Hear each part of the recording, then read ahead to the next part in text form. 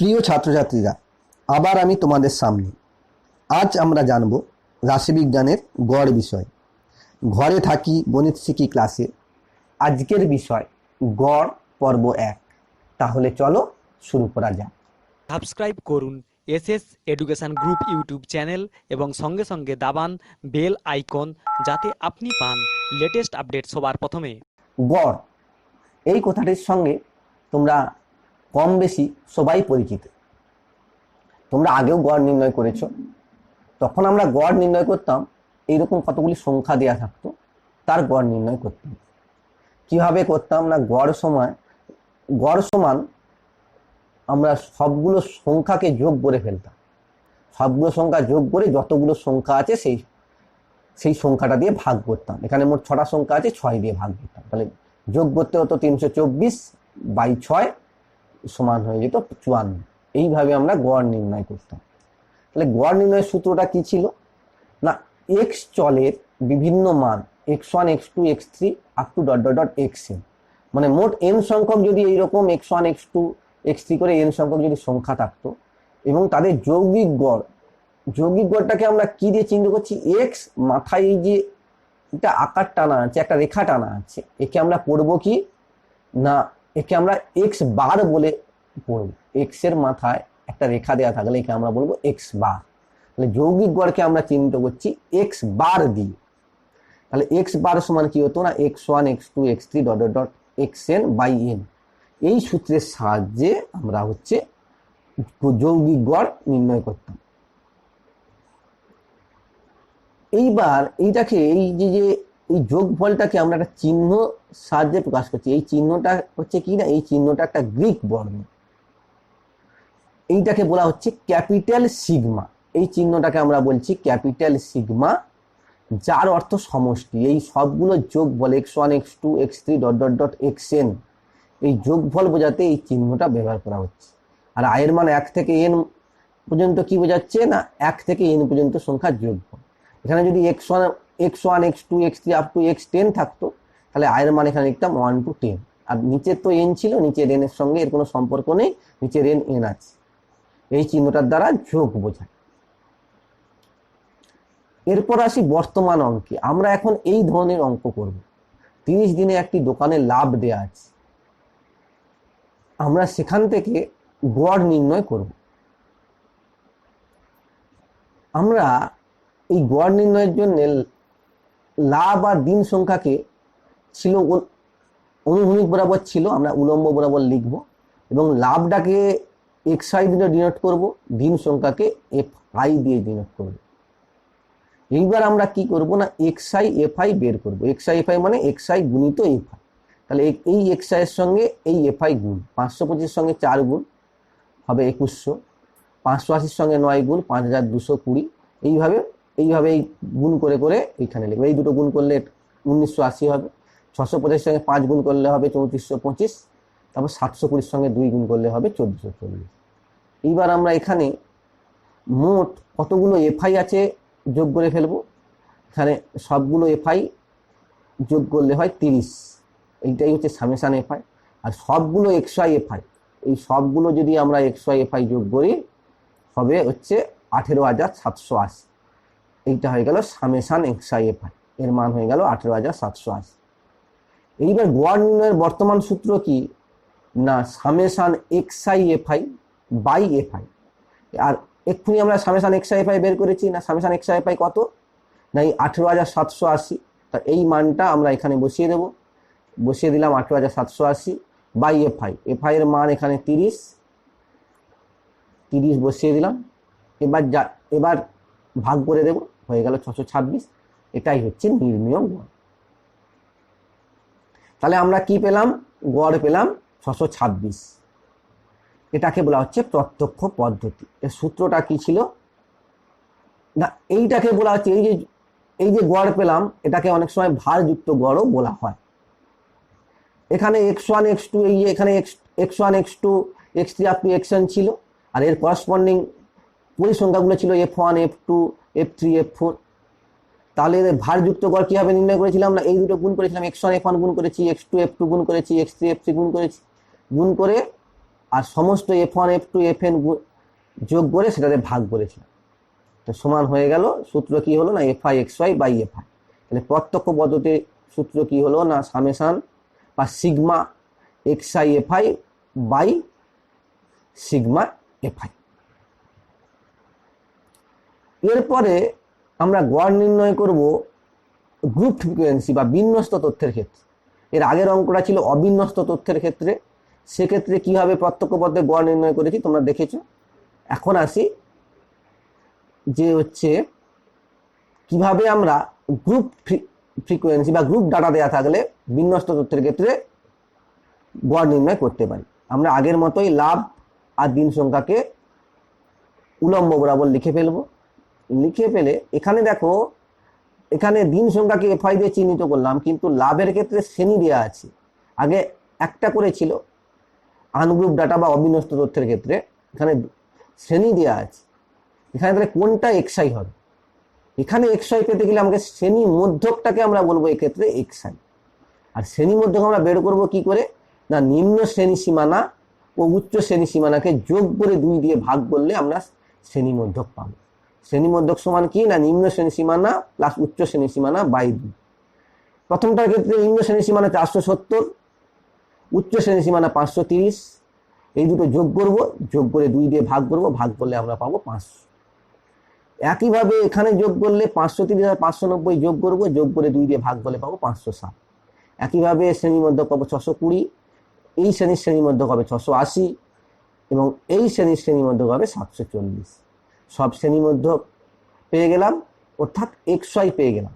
আর FI তো আগে থেকে দেয়া আছে, তাহলে আমাদের XI FI বের করতে কোনো অসুবিধা নেই। আমরা গুণ করব, গুণ করলে 500 সঙ্গে 4 গুণ করলে পাবো 2000, 560 সঙ্গে 9 গুণ করলে পাবো 5040। এইভাবে গুণ করে করে এই সংখ্যাগুলো পেলাম। এবার আমরা মোট FI বের করব। মোট FI হলো 30, অতএব সিগমা FI হলো 30 আর সিগমা XI FI হলো 18300। সবগুলো যোগ করলে তোমরা পাবে 18300। অতএব গড় সমান সিগমা XI FI। এই সময় সিগমা বলা হয়, কখনো সামেশন বলা হয়। Summation XI FI by sigma FI বা সামেশন FI। মান বসিয়ে দাও। XI FI এর মান তো তোমরা জানো, sigma XI FI 18300 by sigma FI এর মান হচ্ছে 30, ভাগ করলে হবে 610। তাহলে প্রত্যক্ষ পদ্ধতির গড় পেলাম 610। এবার আসি পরের অঙ্ক। ঠিক প্রথম অঙ্কটার মতো, প্রথম অঙ্কটাই এখানে দেওয়া আছে 30 দিনে একটি দোকানের লাভ। এটাকে লাভটাকে আগের মতো XI আর দিনটাকে FI দিয়ে চিহ্নিত করলাম। কিন্তু প্রথম অঙ্কটার ক্ষেত্রে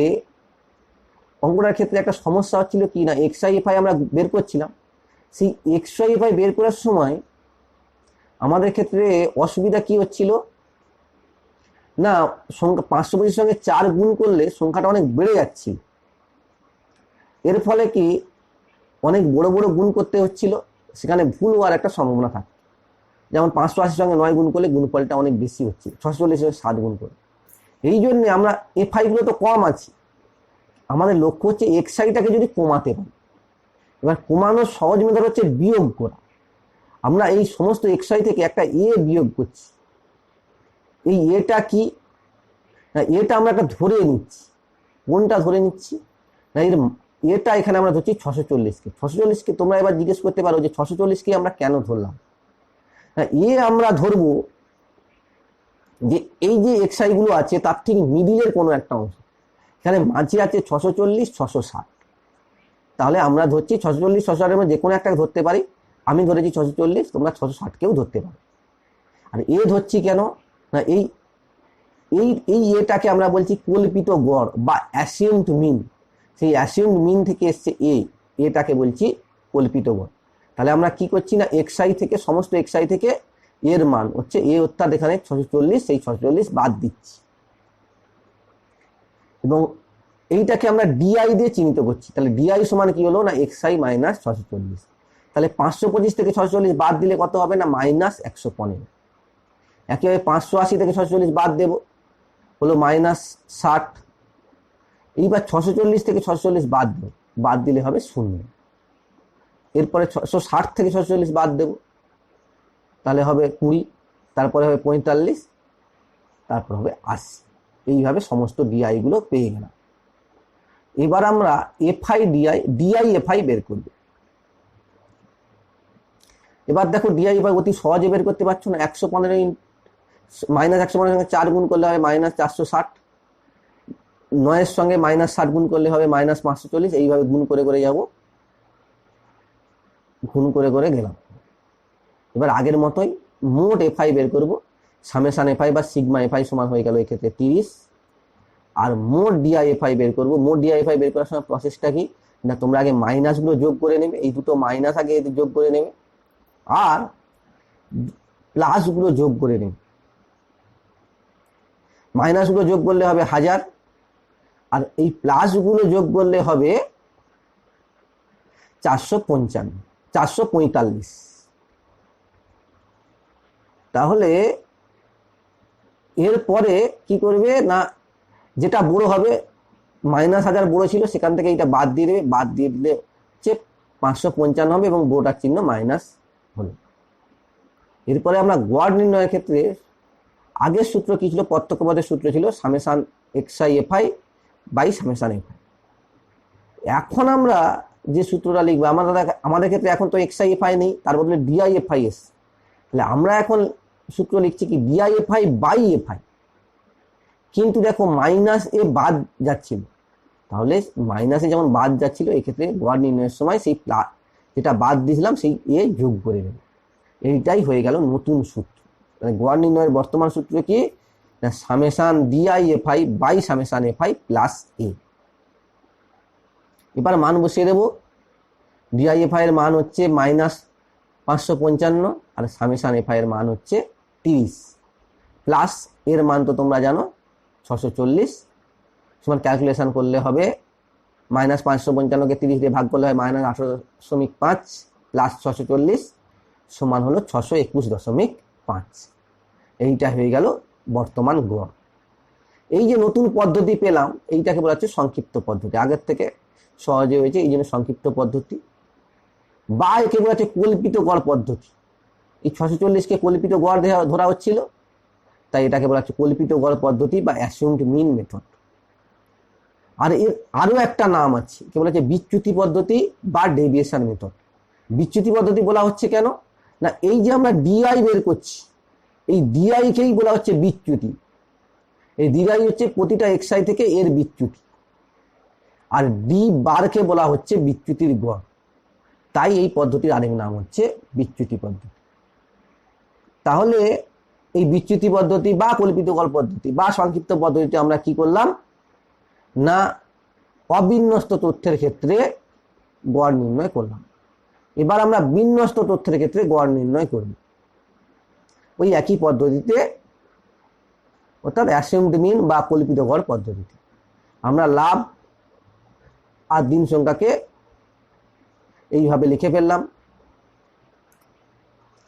এবার প্রথমেই আমরা শ্রেণী মধ্যক বের করব।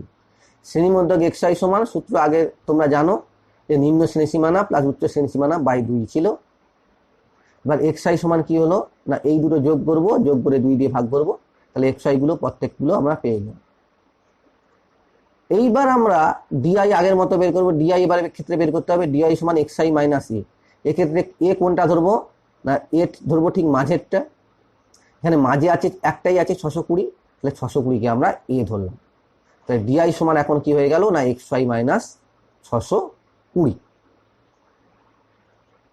তাহলে এইবার 500 থেকে 620 বাদ দিলে হবে মাইনাস 120, 560 থেকে হবে মাইনাস 60, 620 থেকে 620 বাদ দিলে হয় 0, 680 থেকে 620 বাদ দিলে হবে 60, আর 740 থেকে 620 বাদ দিলে হবে 120।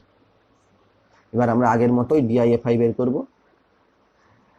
তাহলে ডিআই এর সঙ্গে এই এফআই গুণ করব, গুণ করলে হবে মাইনাস 480, এদের মধ্যে গুণ করব হয় 540, এদের মধ্যে গুণ করব হয়ে যাবে 0, এদের মধ্যে গুণ করব হয়ে যাবে 480, আর এদের মধ্যে গুণ করব হয়ে যাবে 240। তাহলে মোট এফআই বের করব। মোট এফআই 30, মোট ডিআইএফআই হয়ে গেল -300। তাহলে গড় নির্ণয়ের সূত্র তোমরা জানতে যে summation d i f i by summation f i plus A কল্পিত গড় পদ্ধতিতে এইটাই হচ্ছে গড় নির্ণয়ের সূত্র। তাহলে এবার মান বসাবো। ডিআইএফআই এর মান তো -300 বাই এফআই সামেশন এফআই এর মান 30 প্লাস এর মান তো এই ক্ষেত্রে এর মান ধরেছি 620। এবার সলিউশন করলে পাচ্ছি 610। তাহলে কল্পিত গড় পদ্ধতিতে বিন্যস্ত তথ্যের গড় পেলাম 610। এবার আসি পরের অঙ্কে আবার সেই প্রথম অঙ্ক। এখানে আবার আমরা ডিআইটা তো বের করেছিলাম আগের অঙ্কে, ডিআই কে এই পর্যন্ত তোমরা আগের পর্যায়ে দেখেছি, কিন্তু এখানে দেখো ডিআই গুলো কমেছে 525। প্রথমে এক্সআই ছিল 525, তারপর ডিআই হলো 115। তবুও আশানুরূপ কমেনি, তখন এখনো অনেক বেশি ভাগ করতে হচ্ছে। তাহলে আমরা চাইবো আরো একটু যাতে ডিআই গুলোকে ছোট করা যায়। তার জন্য আমরা কি করছি না, তার জন্য প্রসেস কি, ছোট করার প্রসেস কি না, আর বিয়োগ করেও যখন কমেনি তাহলে আরেকটা ছোট করার প্রসেস হলো ভাগ করা। তাহলে ডিআই কে আমরা এইচ দিয়ে ভাগ করব। এইচ কোনটাকে বলছি না, এই যে সমস্ত ডিআই এর গোসাগু, সেই তাকেই আমরা এইচ দিয়ে ডিনোট করছি। তাহলে এই সবগুলোর গোসাগু হবে 5। তাহলে আমরা সমস্ত ডিআই কে আমরা 5 দিয়ে ভাগ করব, আর এই নতুনটাকে আমরা ইউআই দিয়ে চিহ্নিত করব। তাহলে কি হলো আরেকবার আমি বলছি। এই দেখো ডিআই গুলো দেখো এখনো কমেনি। 115কে 4 দিয়ে গুণ করলে অনেক বড় সংখ্যা হচ্ছে। তাই কমানোর জন্য আগে বিয়োগ করেছিলাম, বিয়োগ করলে কমে, আর ভাগ করলেও কমে। তাহলে আরো কমানোর জন্য আমরা ভাগ করলাম। এই প্রত্যেকটা ডিআই কে আমরা এইচ দিয়ে ভাগ করব। এইচ কি না, এইচ হচ্ছে এই সমস্ত ডিআই গুলোর গোসাগু। তাহলে সমস্ত ডিআই গুলোর গোসাগু কি না 5। তাহলে এই ডিআই কে আমরা 5 দিয়ে ভাগ করবো। আর ডি এর মান xi মাইনাস এ, এই জন্য এই সূত্র লেখা হয়েছে xi মাইনাস a বাই 5। তাহলে ইউআই কি হবে না, এই ডিআই কে 5 দিয়ে ভাগ করবো। 5 দিয়ে ভাগ করলে হবে -23। 60কে 5 দিয়ে ভাগ করলে হবে -12। 0কে 5 দিয়ে ভাগ করলে হবে 0। এটাকে হবে 4, 9, 16। এবারে দেখো কত ছোট হয়ে গেছে। এবার মুখে মুখেই গুণ করা যাবে। তাহলে ইউআইএফআই সমান কি না, -23 4 92, 12 9 -108, 7 0 তো 0, 4 3 12, 9 5 45, 16 2 32। দেখো ইউআইএফআই গুলো কত সহজে বেরিয়ে এলো। তাহলে এক্ষেত্রে মোট সমান সিগমা এফআই বের করবো। সিগমা এফ এর মান তো 30, আর মোট শেষটা বের করবো ইউআইএফআই এর মান হলো -111। পদ্ধতি ঠিক আগের মতোই, মাইনাসগুলো যোগ করব না প্লাসগুলো যোগ করব। যেটা বড় হবে সেটা থেকে অন্যটাকে বাদ দেব এবং বড়টার চিহ্ন বসবে। এখন গড় নির্ণয়ের সূত্র কি না, ইউআইএফআই লাস্টে পেয়েছি, বাই এফআই করলাম। কিন্তু দেখো এই ভাগ করেছিলাম, প্রথমে এই ভাগ করেছিলাম, তাহলে গুণ করে দেব। আর তার আগে করেছিলাম এ বিয়োগ, তাহলে এ যোগ করে দেব। এখানে প্রথমে যা করছি, এখানে উল্টা দিক থেকে তা করছি। তাহলে আরেকবার আমরা হচ্ছে গড় নির্ণয়ের সূত্রটা দেখে নিই কি না, এখানে u i summation u i f i by f i করলাম। তারপরে কি করছিলাম, এর ঠিক আগের স্টেপে করছিলাম এই ভাগ করছিলাম, তাহলে এই দিয়ে গুণ করে দেব। তারও আগে স্টেপে করেছিলাম এ বাদ দিচ্ছিলাম, এ যোগ করে দেব। এইবার আর কিছু নেই, মান বসানো। সামেশন ইউআই এফআই এর মান তো তোমরা জানো -11, -11 বসিয়ে দাও, -111 বসিয়ে দাও। এফআই এর মান 30 বসিয়ে দাও, ইন্টু এইচ এর মান কত না 5 বসিয়ে দাও, প্লাস এর মান হচ্ছে 640।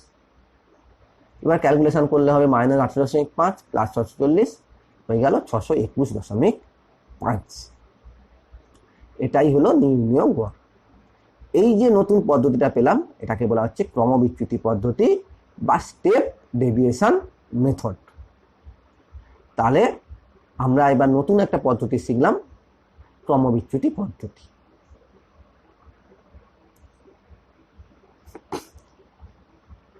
এবার আমরা দ্বিতীয় অঙ্ক ঠিক সেই পুরনো অঙ্ক, এটাকে এই ক্রমবিচ্যুতি পদ্ধতিতে গড় নির্ণয় করব। আগের মতোই লাভ আর দিন সংখ্যা লিখে ফেললাম। এখানে শ্রেণীমধ্যক xy বের করলাম না, শ্রেণীমধ্যকের সূত্রটা আবার মনে করিয়ে দিই। নিম্ন শ্রেণী সীমানা প্লাস উচ্চ শ্রেণী সীমানা বাই 2, এই দুটো যোগ করে 2 দিয়ে ভাগ, সেই 500 560 এইভাবে এসছে। এইবার আমরা ডিআই বের করব। ডিআই সমান ছিল xy মাইনাস এ তো ধরছি 620-কে, ঠিক মাঝে যেটা ছিল, তাহলে xy মাইনাস 620, তাহলে ডিআই বের করলাম। এইবার আমরা ইউআই বের করব। ইউআই বের করব কি, ডিআই বাই এইচ গুলো কি বলেছিলাম না, সমস্ত ডিআই গুলোর হচ্ছে গোসাগু। এখানে গোসাগু করলে পাবে 20, বা এই গ্রুপ ফ্রিকোয়েন্সির ক্ষেত্রে বা গ্রুপ ডাটার ক্ষেত্রে এইচ হয় শ্রেণী দৈর্ঘ্য। যখন সমস্ত শ্রেণী দৈর্ঘ্যগুলো ইকুয়াল হবে বা সমান হবে, তখন এইচ হবে শ্রেণী দৈর্ঘ্য। আর যদি ইকুয়াল না হয়, তাহলে এইচ হবে শ্রেণী দৈর্ঘ্যগুলোর গোসাগু। এখানে দেখো সব শ্রেণী দৈর্ঘ্যগুলো 60 করে আছে, সবগুলো সমান, তাহলে এক্ষেত্রে এইচ সমান হবে 60। আর যদি অসমান থাকতো শ্রেণী দৈর্ঘ্য, সেক্ষেত্রে কিন্তু আমরা কি করতাম না, এইচ সমান হতো ওদের গোসাগু। তাহলে ইউআই এখানে এইচ এর মান হয়ে গেল 60। তাহলে মাইনাস 120-কে 60 দিয়ে ভাগ করি, -2 -1 0 1 2। দেখো এবারে কত ছোট চলে এসছে। তাহলে এবারে আমরা ইউআইএফআই বের করব। গুণ করলে একদম মুখে মুখে গুণ করা যাচ্ছে। 4 × -2 -8, 9 × -1 -9, 7 0 0 8 1 8, 2 × 2 সমান 4। তাহলে মোট এফআই 30, মোট ইউআইএফআই বা সিগমা ইউআইএফআই সমান -1। গড় নির্ণয়ের সূত্র আগের মতোই, এই সূত্রটা এক্ষুনি করেছো। ইউআইএফআই বাই এফআই ইন্টু এইচ ভাগ করা ছিল, ইন্টু এইচ করলাম প্লাস এ, মান বসিয়ে দাও। সামেশান ইউআইএফআই সমান ছিল -5 বাই এফআই ছিল 30 ইন্টু এইচ এর মান 60 প্লাস এর মান 620। এখানে এর মান ছিল 620, এই 620 বসিয়ে দেওয়া হয়। তাহলে এবার ক্যালকুলেশন করে পাচ্ছ 610। তাহলে ক্রমবিচ্যুতি পদ্ধতিতে গড় পেলাম 610। তাহলে আজ আমরা শিখলাম 3টে পদ্ধতি: প্রত্যক্ষ পদ্ধতি, কল্পিত গড় পদ্ধতি এবং ক্রমবিচ্যুতি পদ্ধতি। এবার বাড়ির কাজ কষে দেখি 26.1-এর 340 পেজে 1 থেকে 3 ও 5 থেকে 9। তাহলে এখানেই আজকে আমাদের পড়াশোনা শেষ হলো। এরপরে আবার দেখা হবে পর্ব 2 নিয়ে।